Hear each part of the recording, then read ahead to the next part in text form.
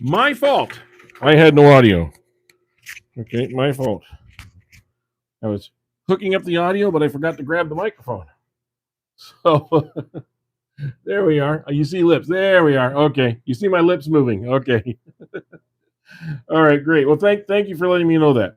So we're doing a couple things here today. One, I am tasting a new way of connecting online that combines both my internet and my cellular into a single line feed, which will help us avoid any dropouts. And I hope it works really good. It cost me a little bit money up front, but I'm hoping that it will provide a much better, cleaner quality service for you guys to watch, and so I don't have to lose viewers as we're getting started. So that's number one.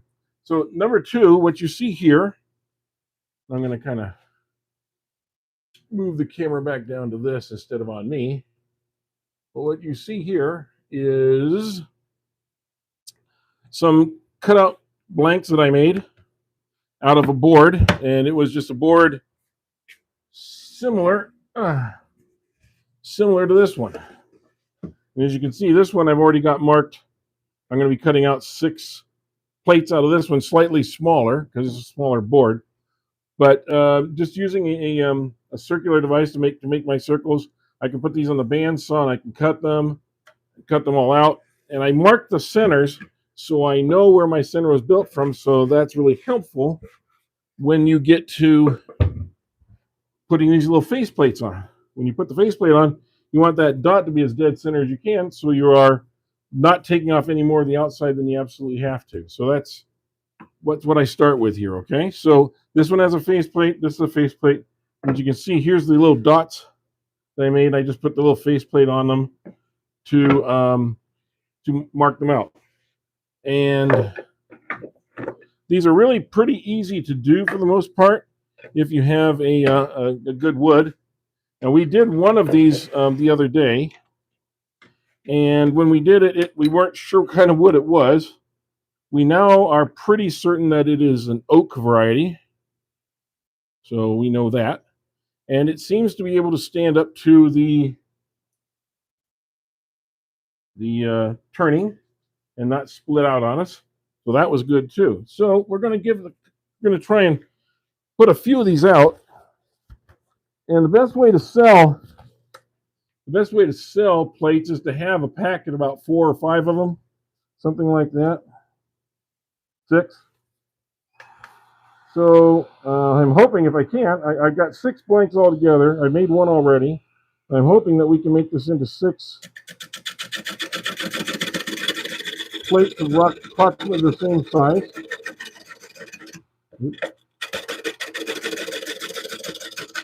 Oh, I got to turn the speed up here a little bit. There we go.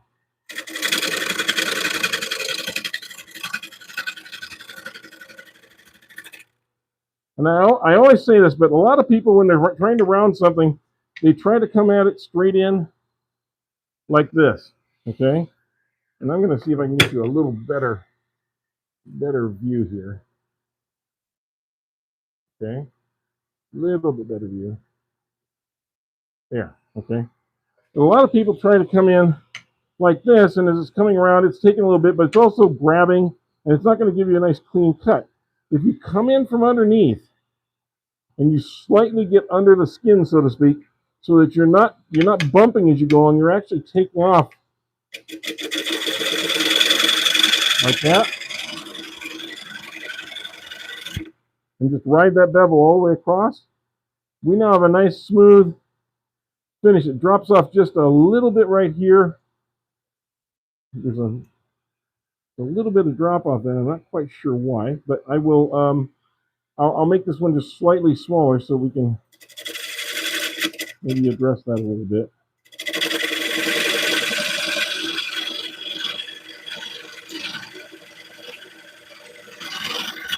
There.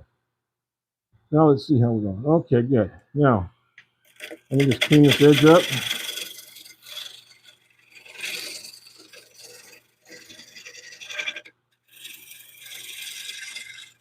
You can see we're getting a nice clean edge. Okay, very clean. All the way around, that's a nice clean edge. That's that quickly, we got a round plate. Now, all we need to do is come in here. And if you would, please, I'd appreciate it if you'd hit the like button. Hey, Tim. How you doing today? You can hit that like button. That'd be great. If you want to subscribe, that's even better. But really like to get up the likes a little bit today, if you can. Okay. So we're going to establish the outer edge here. There we are. I just want to kind of make a flat surface across here. Okay. I'm not trying to take off a lot of material. I just want to make sure that we're nice and flat.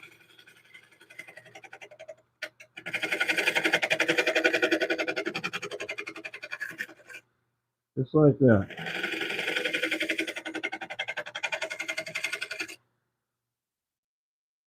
And we got a little bit caught in there. There we go.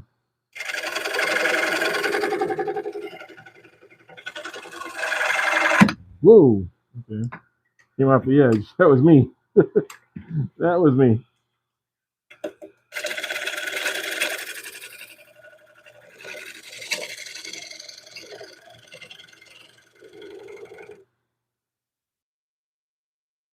And I think what that's gumming this up a little bit is there was something on the surface of this wood. It was a cutting board before. So I'm kind of getting some of that off of here if I can.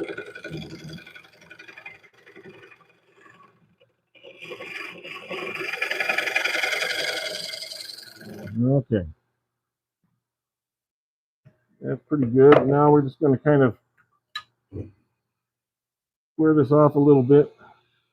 Need the skew to make sure that we are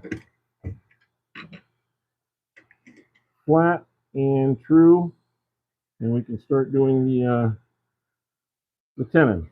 Okay. So I'm just going to kind of go across here.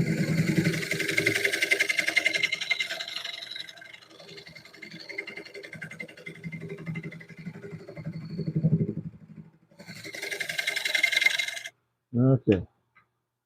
Yeah, that looks nice and shiny and bright. Beautiful. We now have that. Now we want to get our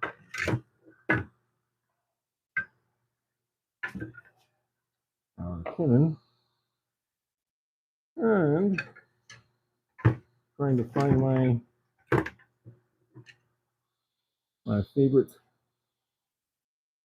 tool here. Here we are. My favorite tool for making the tenon.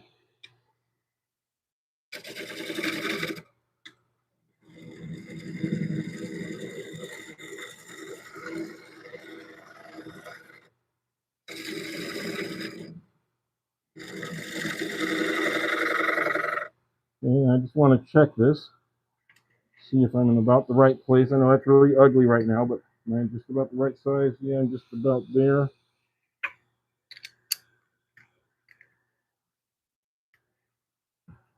Yep, I can fit in there. Good. Okay. So I got the right size. I just need to clean it up.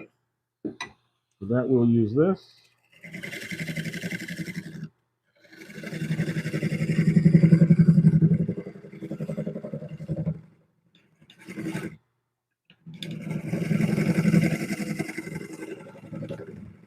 Make sure we have enough to grab onto here. Now I'm going to change this rest just a hair higher. There we go. Oops.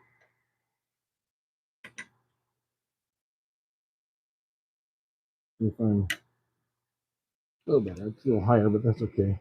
I can deal with that.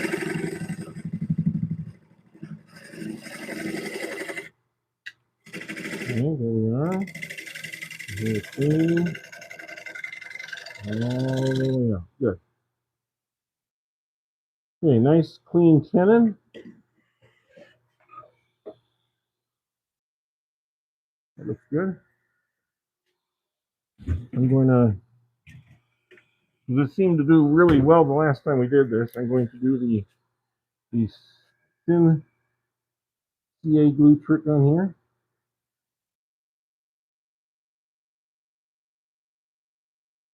let that soak in a little bit.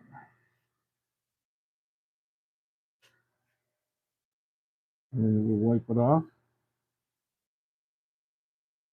That little bit of CA glue will just strengthen those fibers enough to make it really easy to, much easier to hold on to the turning. So that's why we do that.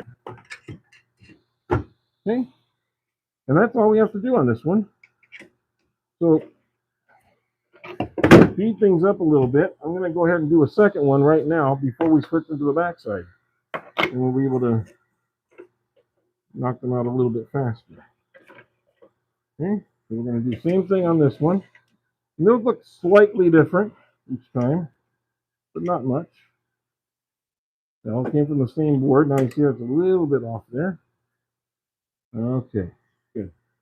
I got space. There's not a whole lot wrong with this one.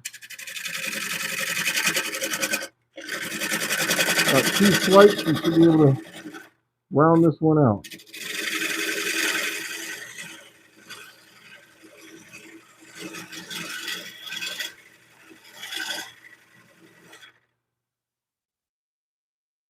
And that's how quickly we do that.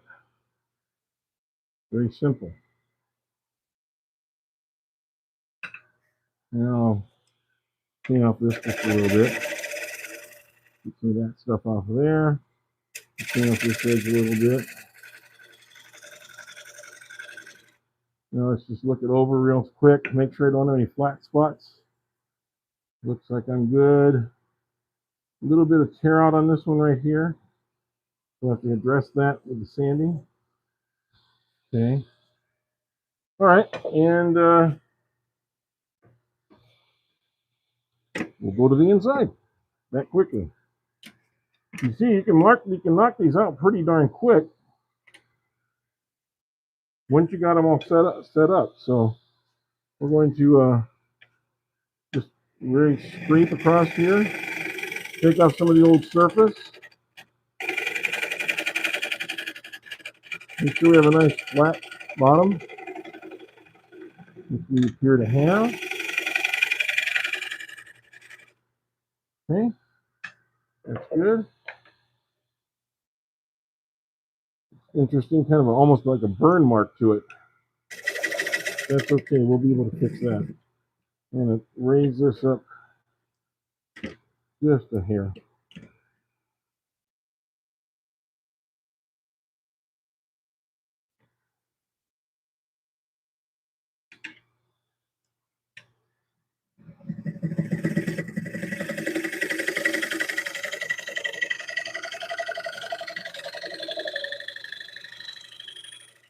Yeah, we now have a nice flat, clean surface.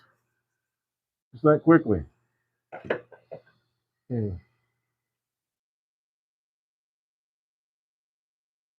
See what we got seeing here, guys. Hey, Soldier Farms, good to see you.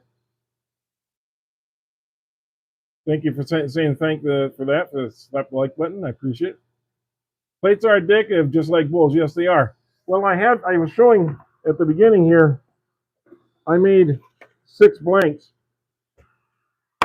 and out of one piece of wood, and so now I'm just going to kind of production these a little bit to get them going. And this one needs to come down just a little. Well, I just can't seem to get in the right spot with my.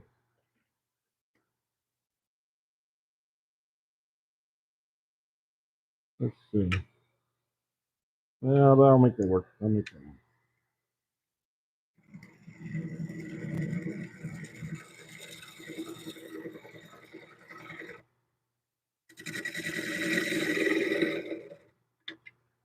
Okay.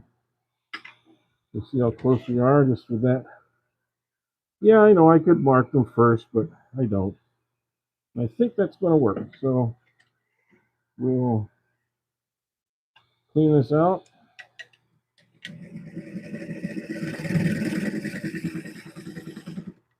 Establish the edge here. Get it flat across the bottom.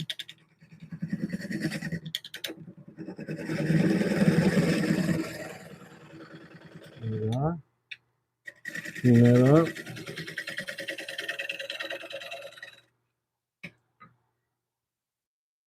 I think we got a tenon.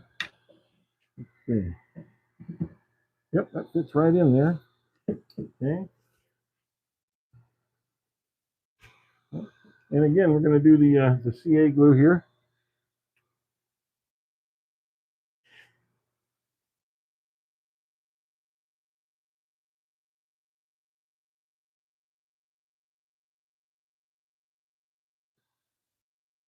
And that thin CA glue, it penetrates pretty quickly, but it doesn't dry real quickly. So I just kind of spin it around a couple times to make sure it's getting good and saturated.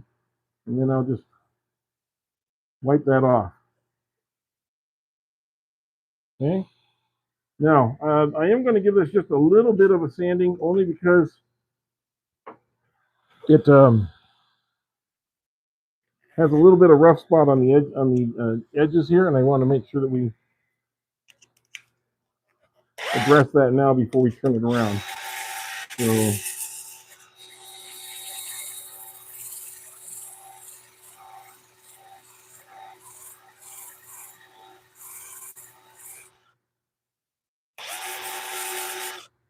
So that end grain right here is a little bit sharp for some reason. A little more pronounced than it was the other day on the other one I did. And that's just for any number of reasons, the soft spots in the wood, or whatever. But I want to address it now.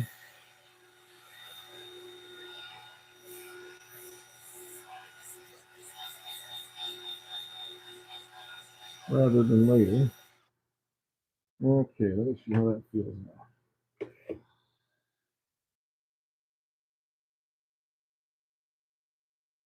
Right there, a little bit.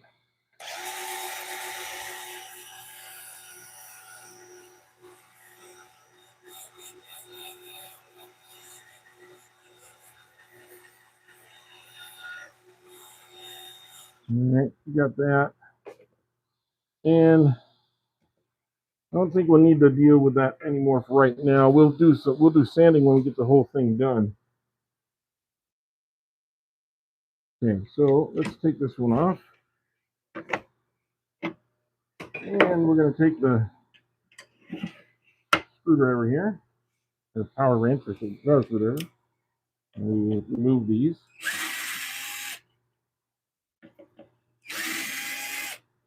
You notice they're not very long screws.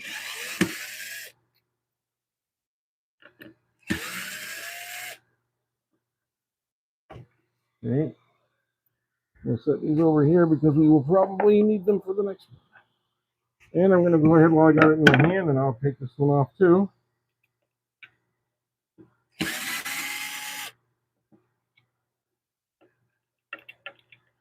Yep.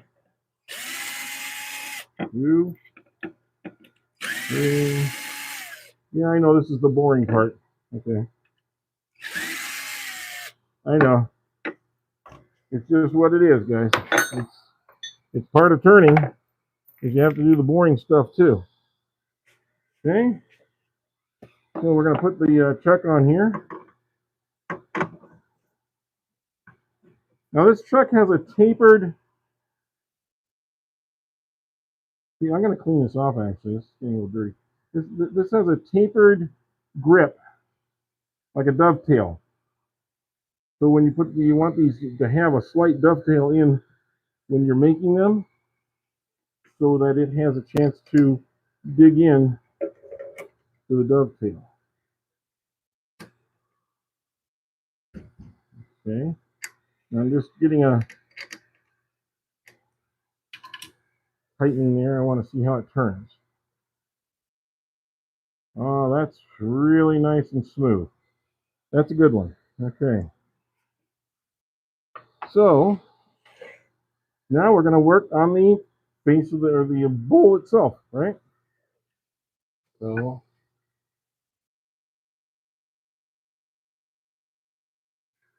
you've seen me. If anybody watched the Super Bowl one that I did on the Super Bowl, I made a trivet. Actually, I made a platter that you could put chips on, and then a room in the center for putting a dip into. And I put it on a lazy Susan trivet so you could spin. So that was kind of the inspiration to go ahead and do a entire set here. So that's what I've kind of done. And I'm just establishing an edge right now. That's why it's not going fast. I just want to establish the edge. Okay, now we can get some speed up here. Okay. And we will.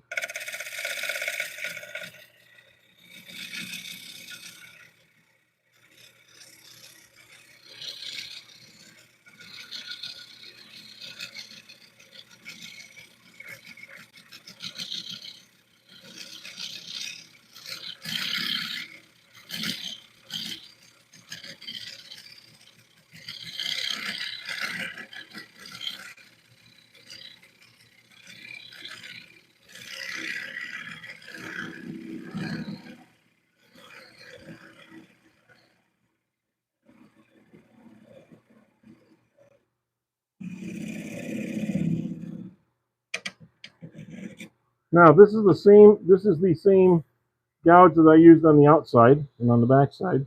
Right, literally like that. I am going to lower this just a little bit for this gouge because it's a little high, I think. Yeah. Yeah, now I can come in there better.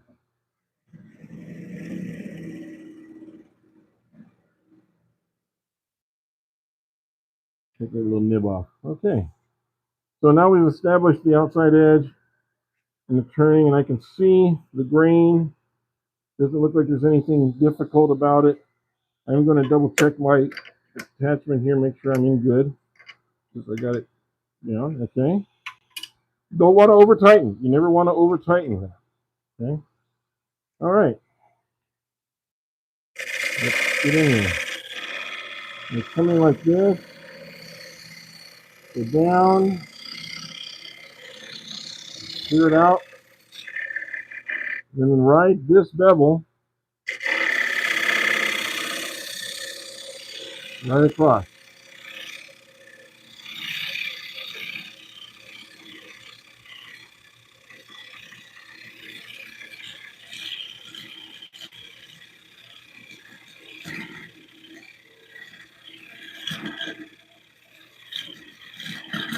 And notice something, and I always say this, but notice something. As when I'm out here and I'm turning, you see how the open face of the gouge is up just a little bit, but as I start going in, I start pointing this more towards about, if this was 1 o'clock and this is 2 o'clock, this is 3 o'clock, I'm right about here at about 2:30 all the way. And as I get towards the middle, I get almost completely over to 3 o'clock. That helps you to avoid catches. You also have to be careful not to start going deeper in and ending up with a really deep cut as you get near the middle. Because you don't want to be taking out a big gouge. You don't want to be creating a V in your plate. You want the plate to be flat. So constantly be watching. Make sure you don't have any highs and lows in your valley there for your.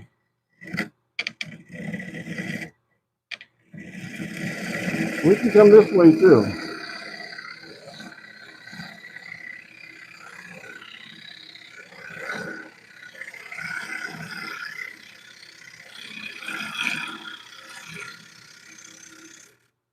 And we come out, we do it slightly different. We drop the handle a little bit, point it up just a little bit, so it's kind of going off in that direction.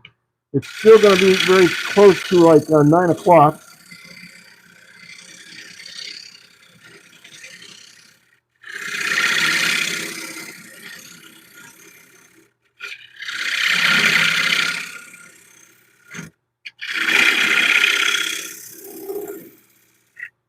Like that. And we're getting these really nice cuts of the wood. The part you don't get to see when you're watching these lines is how much it takes to clean up all this later. And if carbides do so much similar thing, but I still think carbides are more of a scraper And so they're more flat like this. You can angle a carbide, and it's actually smart to do in some cases, because I don't like to have all that surface exposed to just a flat downward force. What you're doing is you're engaging that downward force of the spin. And I don't want to get into a lot of physics or anything.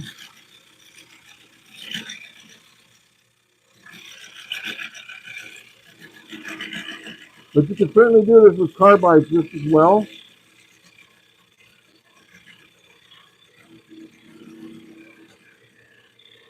I just feel like I have really good control with the gouge, as long as it's sharp.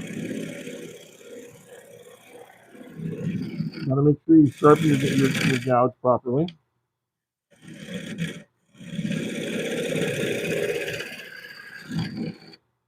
And I like the idea of doing a turning where you use mostly one tool. I think that's kind of cool too.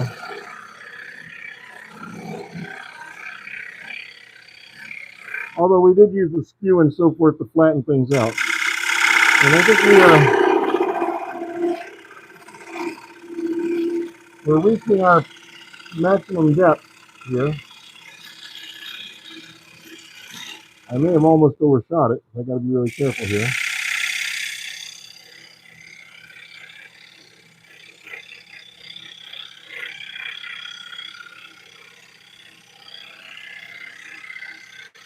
So I got to leave a little room for flattening this out and making sure it's all even.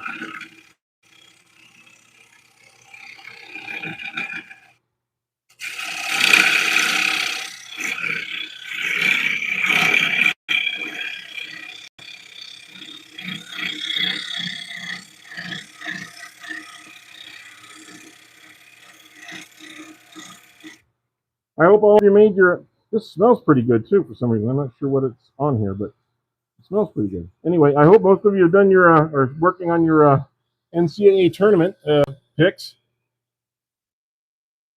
Let's see, Tim, you start that way. Most of the blanks, but as you go deeper, you shape the outsides and you get to the end grain, edge grain, and all kinds of stuff. Yeah, that's very true. And fortunately, this one is pretty stable grain product. And further you get towards the center of any piece of wood, if it's coming from like a chunk of wood, yeah, it will be harder, and it might have it'll have less different things going on. The outside is where you'll find branches, but as you get into the center, it's going to be a little bit harder wood. So yeah, you guys are both very correct as far as I'm reading what you said. Okay, I'm going to go ahead and just use this scraper to kind of level the playing field here. I think we are pretty near the bottom.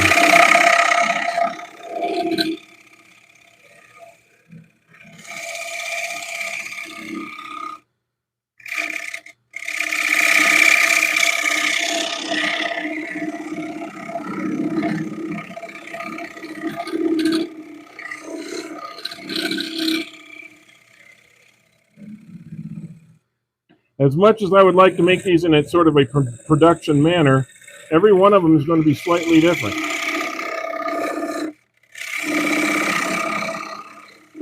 And that's just the way it is. Okay, so I'm going to finish this outer edge here with this negative rake scraper, just to make sure I get a good clean pocket in there.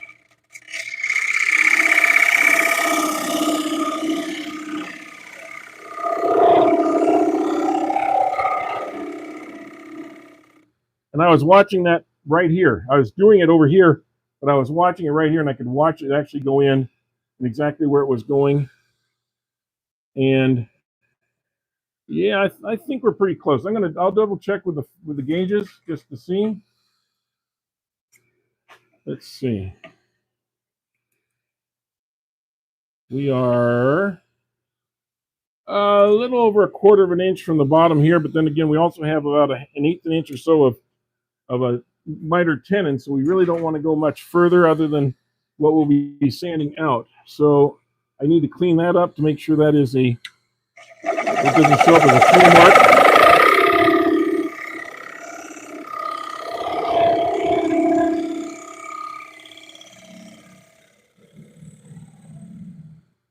Right now we're turning at around 1,000 RPM. We could be going faster, but I don't see any point in doing that. Okay, the negative rate scraper should make for less tool marks, and it does. Okay, got a little hump in the center here. I want to be really careful not to go through. I don't want to go through.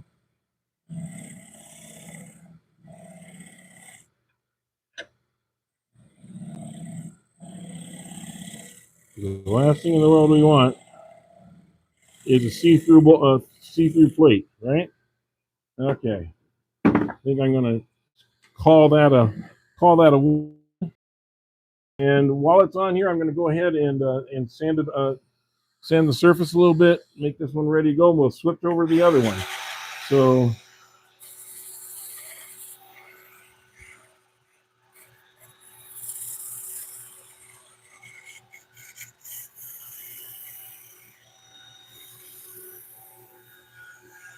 we'll try and get that middle.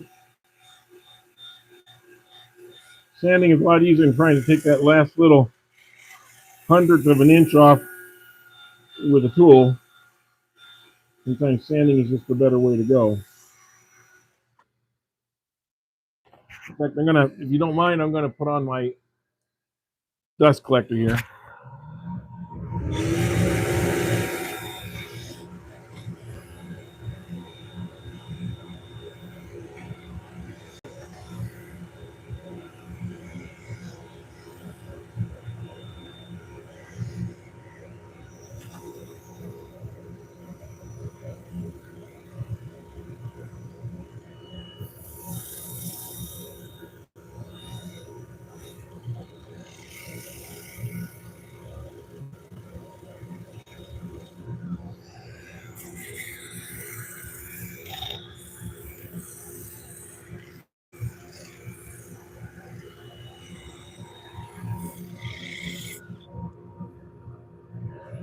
Okay, pretty good. I'm gonna go a little bit deeper. It's only 120 grit, so I'm gonna go to a 240 grit here, and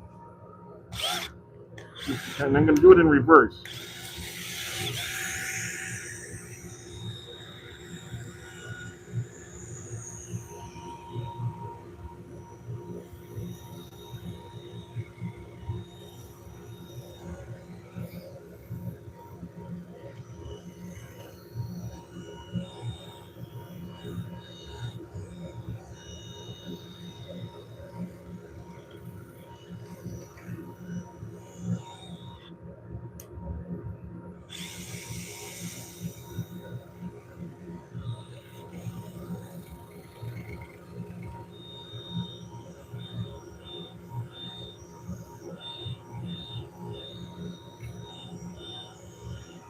All right, I think that'll do that. And this one.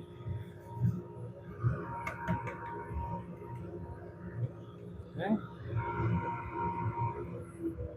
So I'll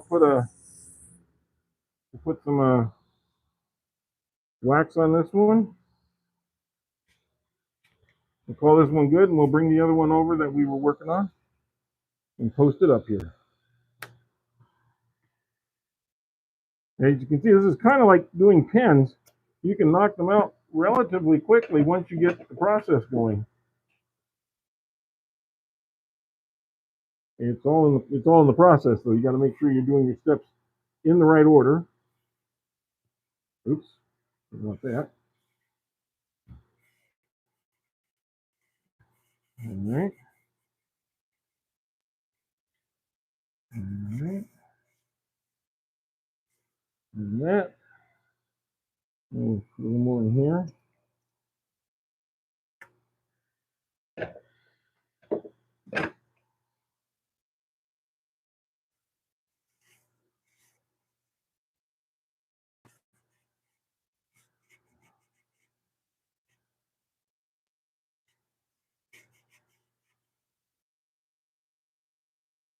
All right. Here's coating. Now we'll speed it up just a little bit.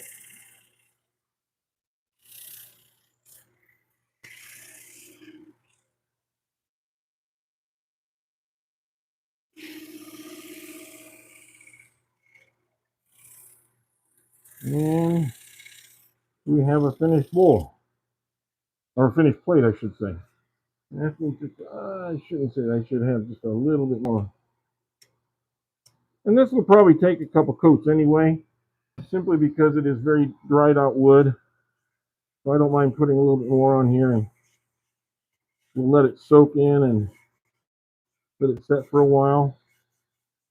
And that will make for a better coat down the road, make for a better look.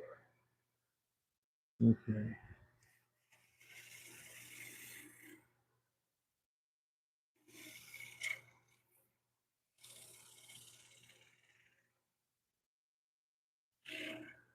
All right, there we are. So let's take this off and let's see what it looks like. Okay.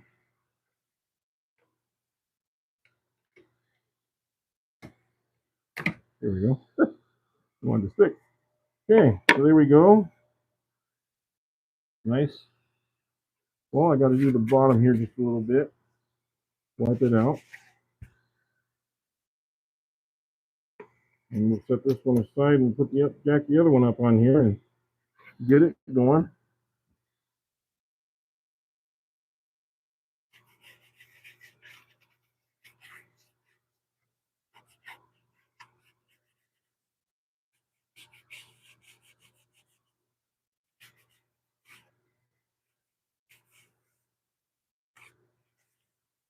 Yeah, love the color. There's a nice bright finish to it. I'm gonna set that over there. And if you'll indulge me for just, I like to vacuum some of this stuff out of the way because it makes it hard to do finishes and stuff when you got this stuff piling up everywhere. So we'll just do a quick vacuum.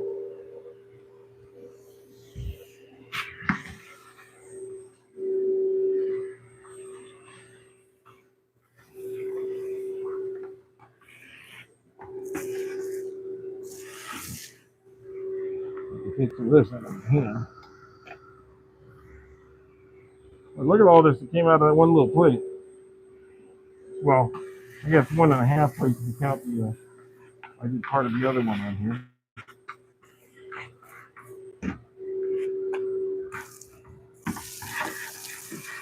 Cool. So we'll check what you guys are writing here and we'll go from there.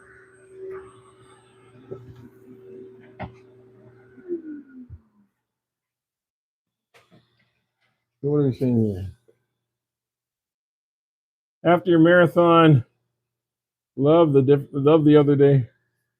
I cleaned up 10 gallons of shavings. Yeah, well, I figured it would.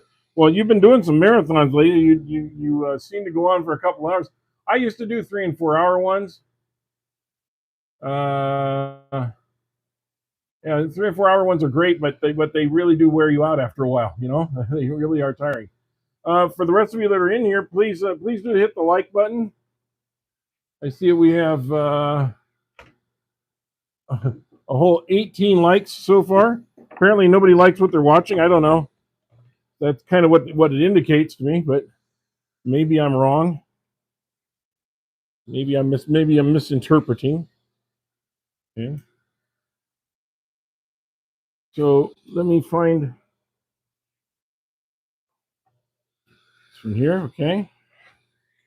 Put this on here, and we will get this one started. Hopefully, we get as good of a fit on this one as we did on the last one. It's pretty close. It's pretty close. Maybe I can straighten that off just a little bit. Very tiny, tiny wobble. We can clean that off. We can work with that. They're not always going to be 100%. So just understand that. So what I'll do is I'll take this very quickly right here, and we'll just probably just take 1 or 2 turns on it, and it'll come very clean.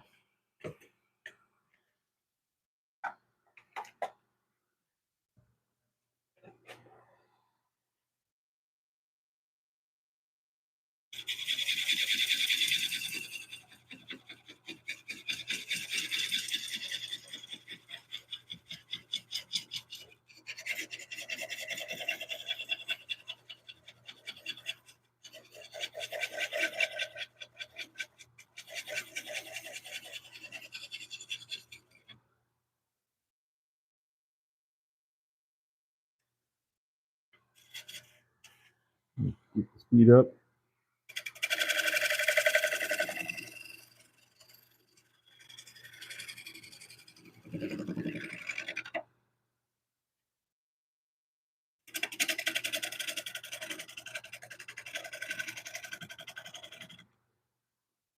Okay.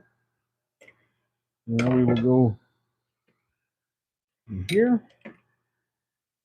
Set this up.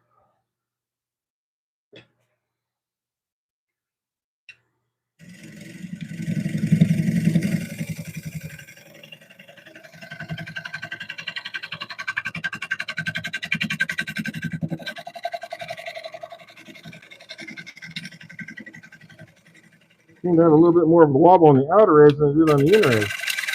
Kind of interesting.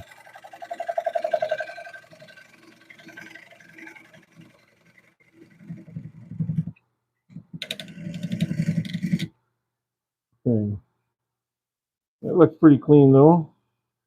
A little bit of a possible crack here right there. You gotta make sure that we don't set that off with that crack off there. Let's see what we can do with this one.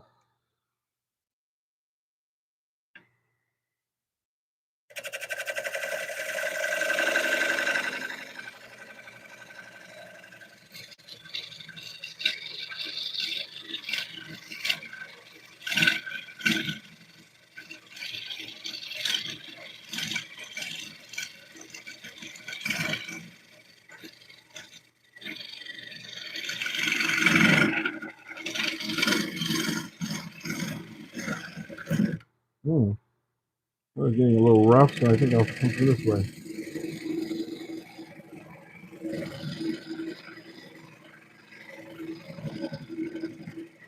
Let's see where that roughness is coming from. We'll take a look in just a second and see. Yeah, right there, there's a little hair out going on. That's the old thing about listening to your wood when you're turning. Don't have too many distractions in the shop going on as far as music and stuff goes when you're turning, because there's a little bit hard spot right here, and it's creating a little something, so I'm not sure what that is. I'm going to see if I can just get underneath that.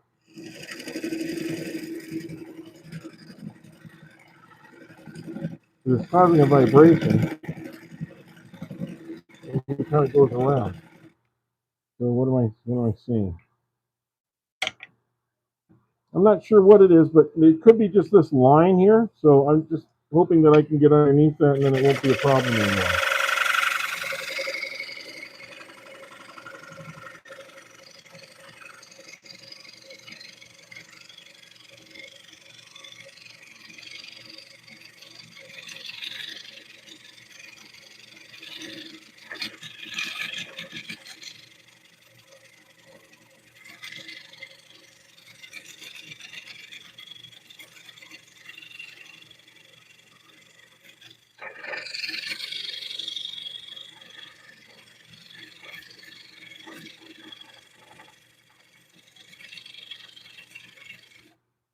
I think you're going too deep there.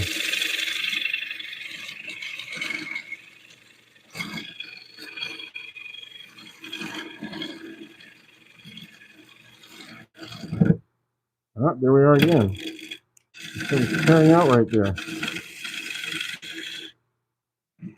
Saw the big chips come flying off.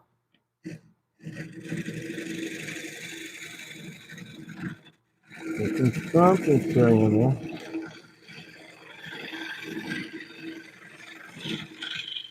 We need to see what it is. Huh.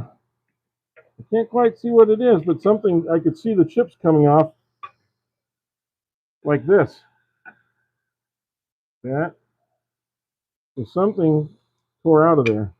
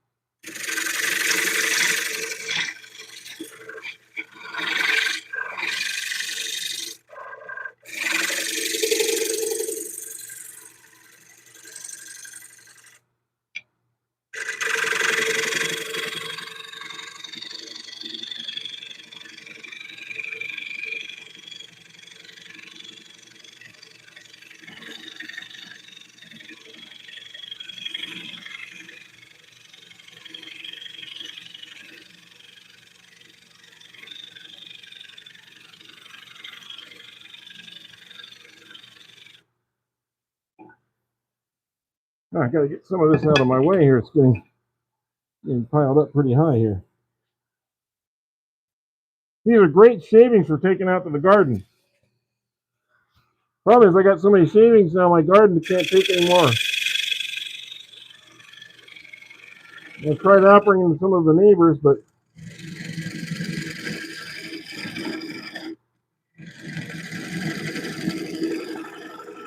a lot of it just kind of ends up going to the green recycling, along with your lawn clippings and stuff.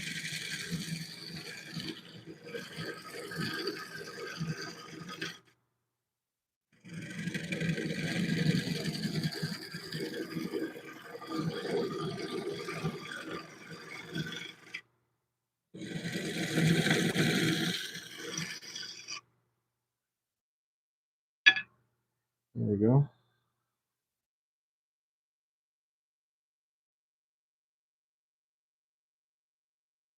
Okay, so we're about halfway, or a little bit more than halfway there. Yeah, chicken bedding. There you go, or hamsters. If you got hamsters, it'll work for a hamster. Actually, it works as good as bedding for a lot of different animals.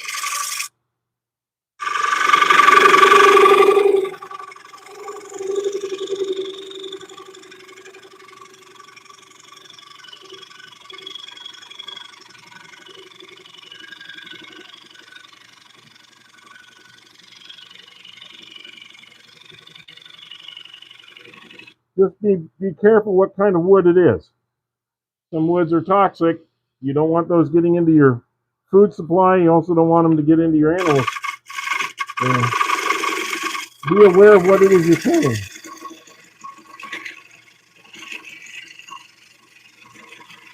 Or if it's been treated with something.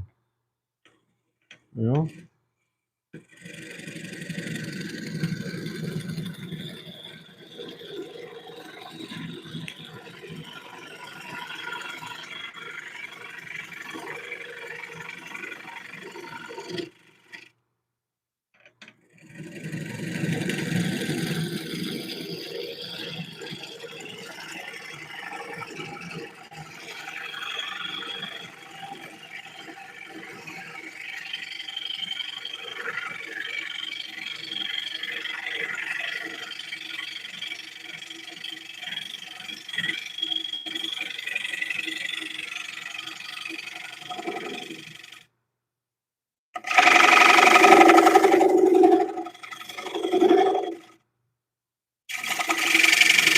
I think I'm about ready to need sharpening here.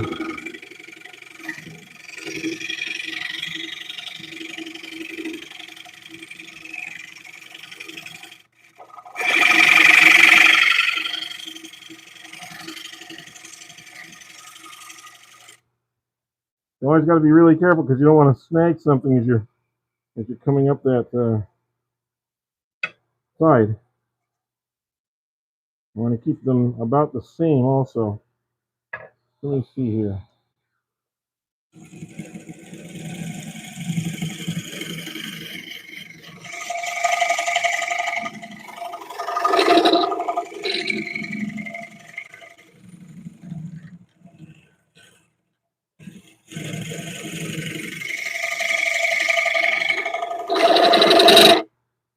Okay. Get that a little rounded off.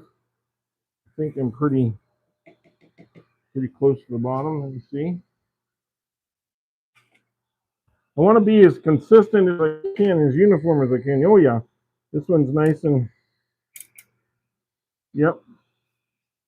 I'm about 1/4 of an inch or so on this one.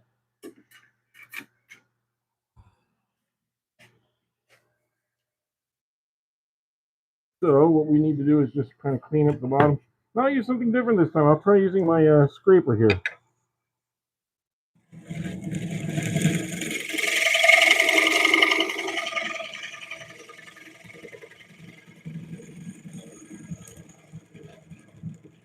The scraper can also work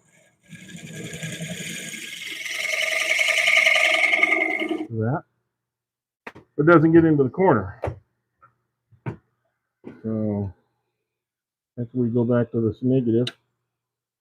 brake scraper.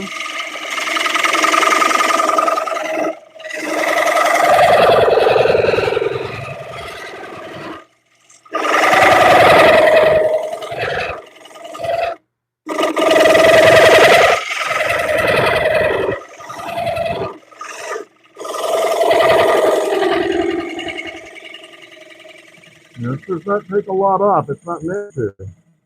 It's kind of meant to just kind of smooth the lines.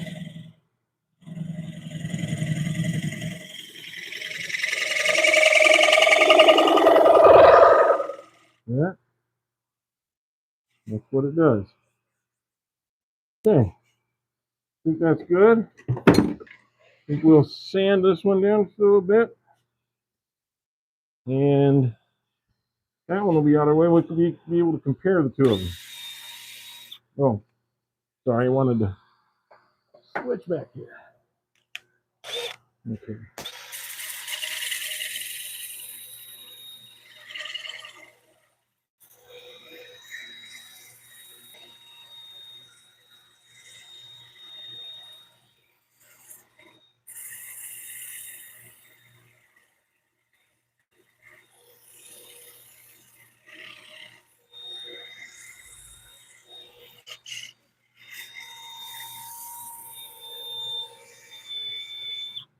Guess I should have this on. Oh, if you're like me, you always forget to turn on the fans while you're working.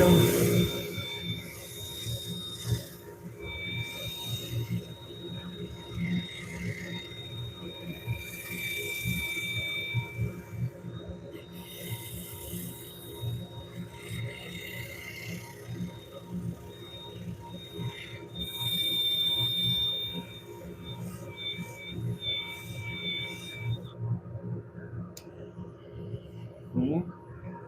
Go reverse.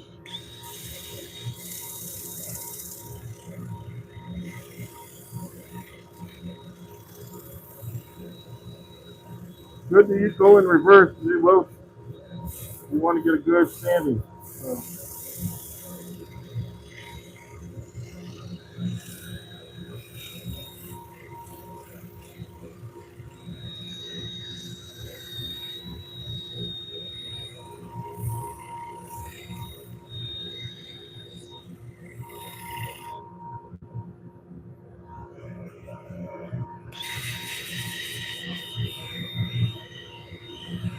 The end grain on this one a little bit.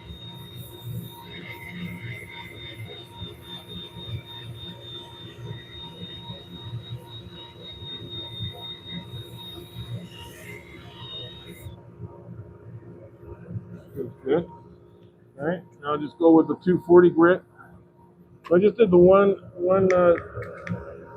120 and the 240.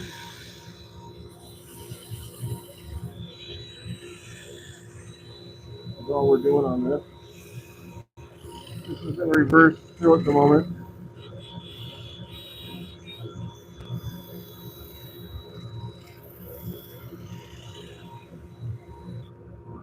Uh, 40 again.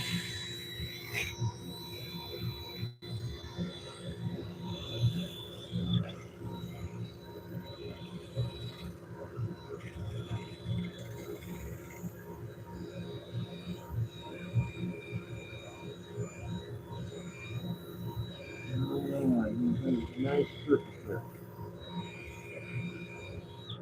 Okay. Again, we're not putting these out in a factory.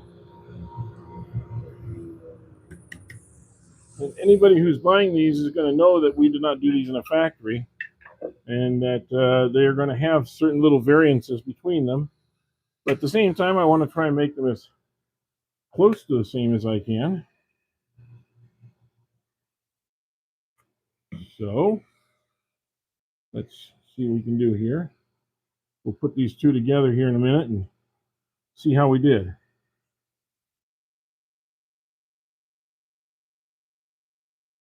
This outer edge, the back side a little bit.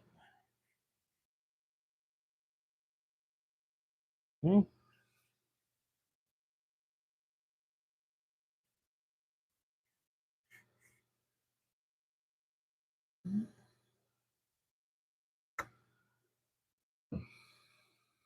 And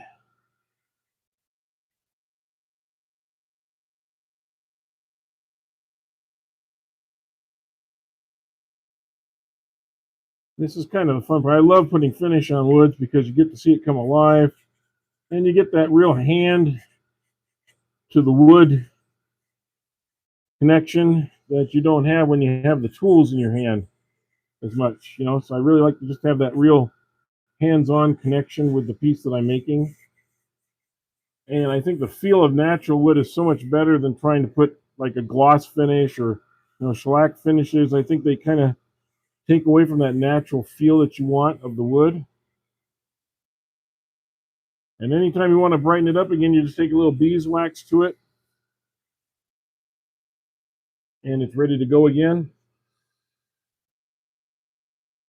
Yeah, I'm gonna spin this up,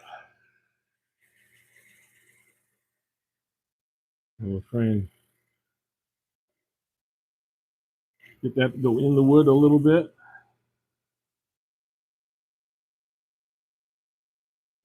The biggest things you want to avoid is the tool marks and making your edges really nice and down in the corners here where it connects to the base. You want that to be a nice, easy transition in the wood as best you can. Otherwise, it really becomes noticeable very quickly.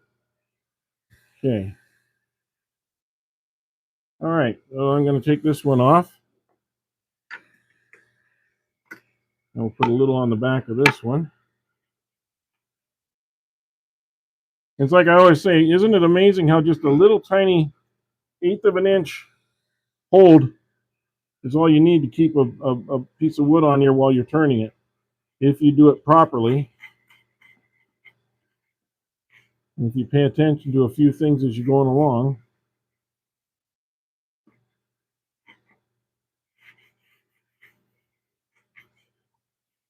Okay, there's that. Okay. Let me get the other one over here. Well, let me vacuum this up just a little bit first, so it's easier to lay them both out.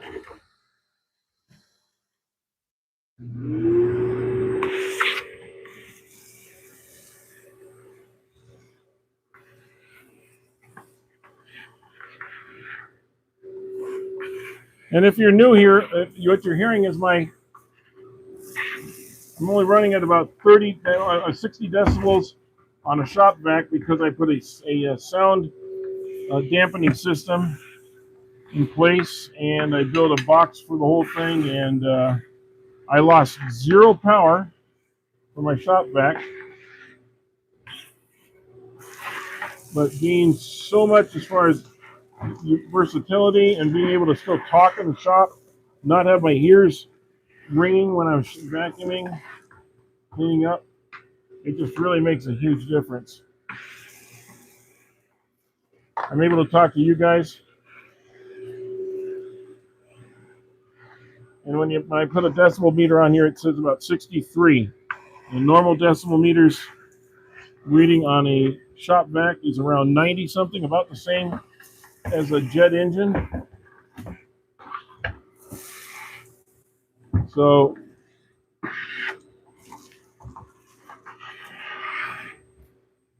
and anything over, I think it is 80, is harmful to your ears. So 63 makes a big difference.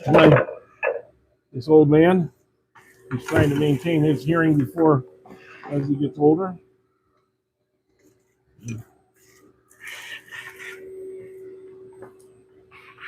Okay, I got that out of my way.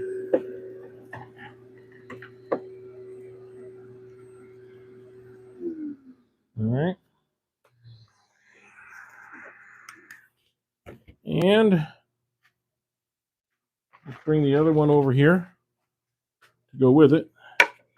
And you can see the two of them side by side.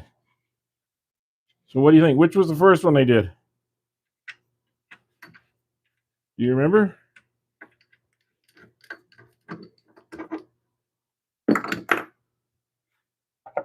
One is ever so slightly smaller than the other one. Okay. And that could be just because of the way I cut the blank a little bit. I don't know. One's slightly smaller, but when you look at them, you can see that one's slightly taller, about an eighth of an inch, maybe an eighth of an inch longer. But I think I got the inside's about the same. I got the depth very close on both of them, and I think these will both be really nice as part of a set. So I've got this will be that's the third one I got out of the way now.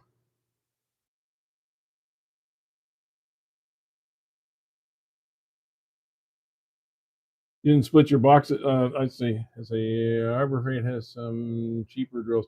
Yeah, in fact, guys, this is a Harbor Freight drill. This is their old Warrior drill that I got for about $20, including battery. I think it's including 2 batteries, but I think at least including battery. And I think I got a flashlight with it too. It came with a battery and a flashlight. No, that's what it was. It was a pack. It was 2 batteries and a flashlight and a drill. I think it's $24.99. And I've been using this for 2-3 years now, and it has not worn out. It works just fine for what I'm using it for. I'm not building a house with it, but I figure when it dies, when the batteries have not died, I charge them up. They last me through probably 2 or 3 weeks, and then I use the other one. I keep charging them up, and neither of them has died. But I figure when they do, I'll just throw the whole thing in the trash and get another one. Because for $25, I can afford to.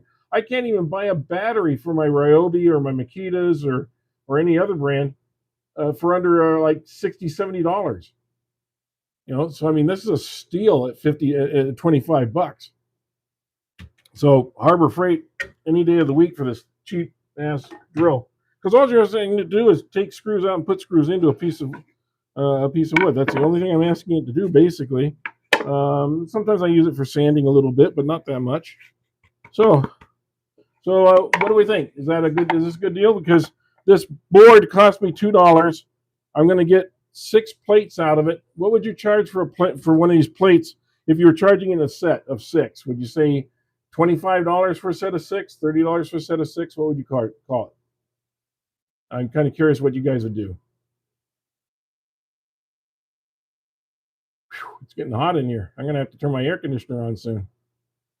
I know back in the Midwest, it's blowing blizzard. Here, it's over about 85 degrees today. That's crazy. That is just crazy. So you're saying 30? You could sell a set of 6 all day for $30? Yeah. And if I sold it with the big platter with the dip thing on there, I could probably get $50, $60 for the whole thing. Because the 5 or 6 plates to go, sack plates to go with the chip and dip tray, I think I could even make it more. So, and I think that's dirt cheap, quite honestly, because I don't think you can buy that in that price. But my cost was practically nothing, and I'll show you what I'm working on in the near future. I'll have to move the camera just a little bit, but I'll let you see this. That. You see, I've already marked out the large plates. Those are 12-inch plates, but really they need to probably be reduced a little bit because 12 inches will be scraping here. So probably gonna have to go with 11.5-inch plates. And then those are 6-inch, I think, or 5-inch plates to go with it. So I might rearrange. That's why I didn't cut these yet, because I was playing with this a little bit. But I think if I make these slightly smaller, I can make these a little bit bigger. Maybe not. And I can get about 1, 2, 3, 4, 5, 6, 7, 8 plates out of that. Ready? Say hi to the missus, guys. So that's a part of a table. Hey guys. That's a part of a table that somebody had thrown out, and but it makes great wood for making these kind of plates.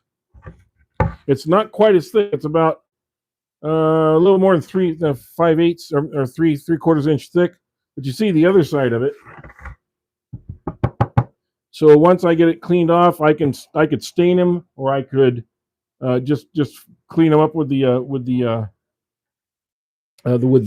beeswax or whatever, and it'll be very nice looking wood. I think I can get a pretty good deal off of that one too. And again, they cost me nothing. Yeah, my wife. Thanks, Mrs. 2 minutes. So guys, this was just a test. I want to test that I purchased the other day, and a couple of you about it.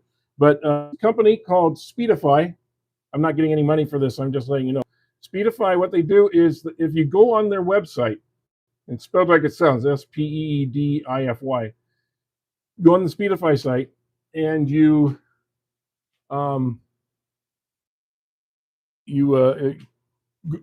look at it. They have a plan. You can buy it, and what it does is it takes your cell phone data and your internet or Wi-Fi data, and what it does is anytime that your Wi-Fi drops out a little bit or does not give you enough signal to get your upload speed to properly connect, how to get those circles of death. Well, what this does is it combines the two into one tree, and so it'll skip over to your cell phone data for a minute or two until the other catches up. It's just using your cell phone data to fill in the lag time, so it's not like it's on a lot. And you can turn it off when you're done with doing your lives or whatever else you're doing.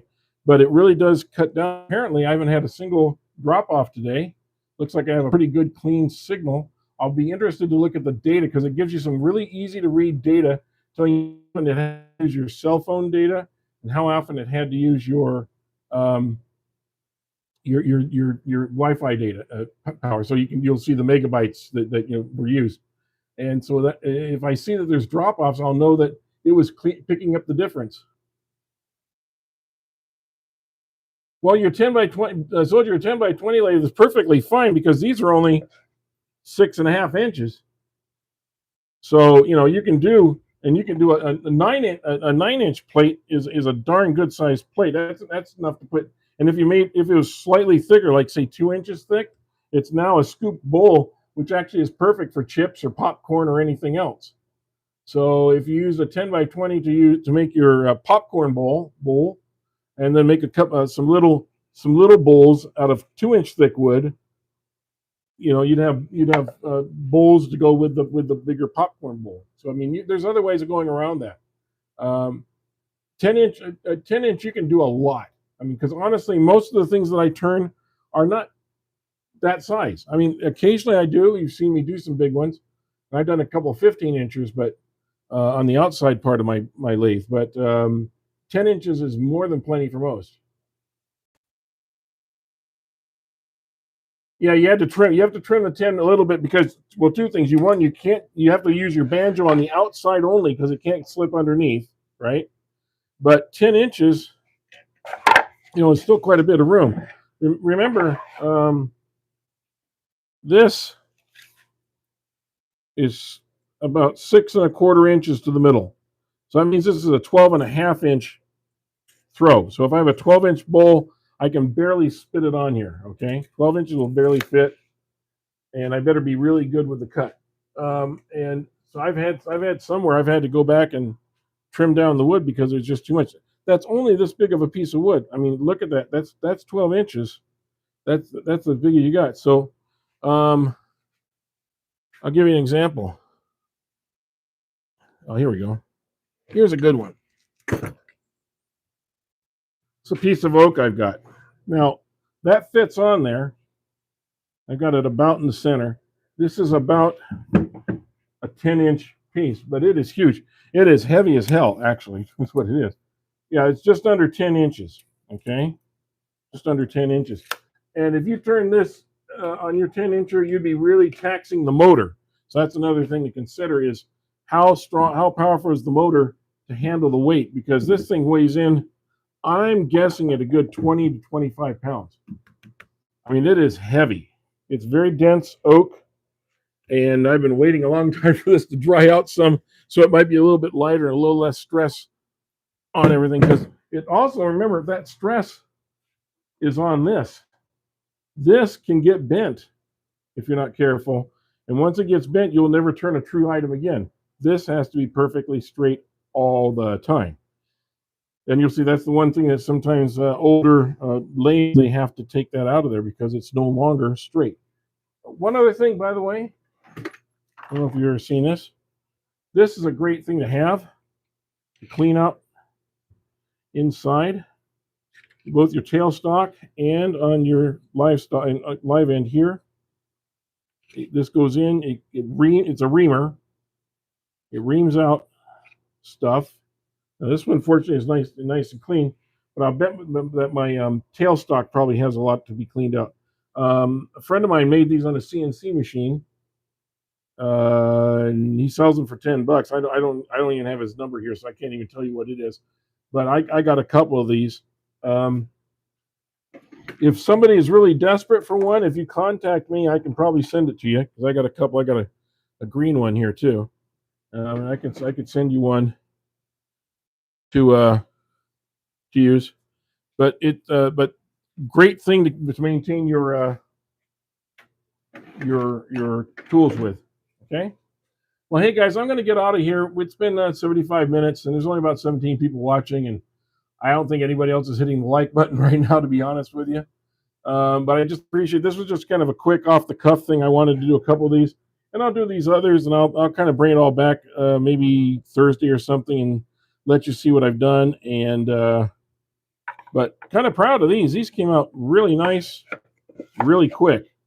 I mean, we did these in a very short period of time. I think I need to sand this one just a little bit though, because I never got to sand that side of it before we turned them over. So I'll be sanding the bottom of this just a little bit just to make it a little nicer. Okay, guys. Well, thank you very much for being in here. And yeah, a 12 gauge board brush can do two, but I like the plastic nylon only because it does not scratch or take anything off of the piece. But yeah, you use whatever you guys think works. You know, I mean, you do you, right? I was just fortunate enough that he gave me a couple of them, so I wasn't going to look a gift horse in the mouth any day, right? All right, well, guys, thank you very much for being here. We'll talk to you all soon, and we'll see you Thursday.